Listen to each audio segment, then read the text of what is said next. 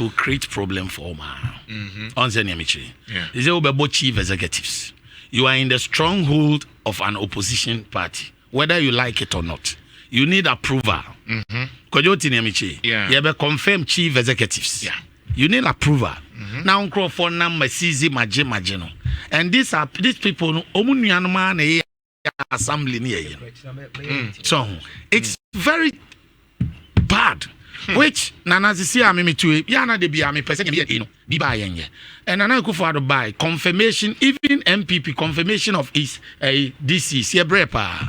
Tina Name Yase is on one country. Regional minister say to oppose any OCU, you know, 27 districts. 27 districts. Menina Nasenya,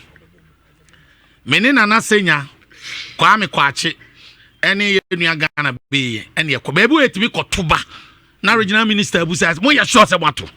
If you are glory singing about saying, who we are, animate your manso. Minister, still a bio and sign. Pekakra offers some fun to be. Onyemre kakra. So inti Nana question very careful. Confirmation is very serious in here. Now for district assembly, near assembly members, near Enra Bantman. These are the people.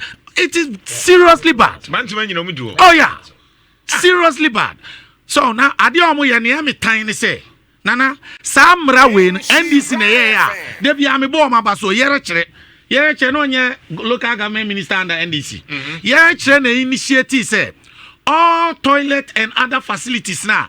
Change of government bar now we are general. Yeah, privatizing. Saudi Ama we no ye Jumadia. Oba we the alcohol.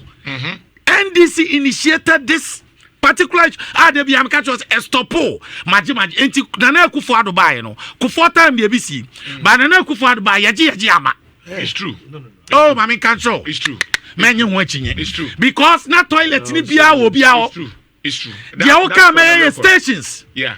A beer station some coke, but toilet facility and see me no customer me a fair.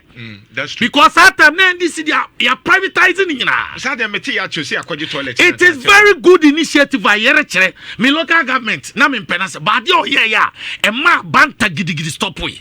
The toilet be a wuko mubiano.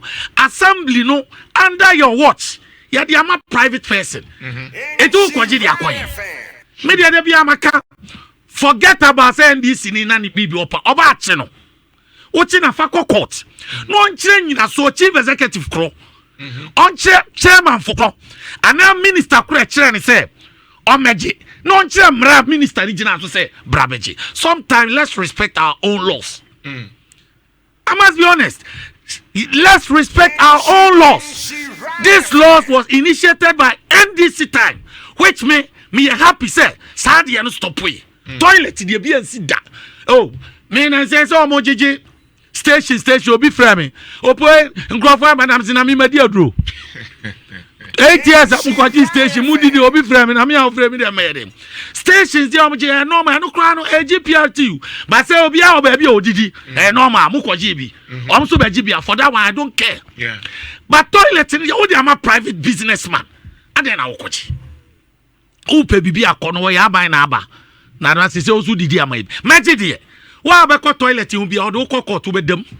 Ko assembly no krom timi dey ko court. How come why? Ye nyai sa anyoma ne mboa.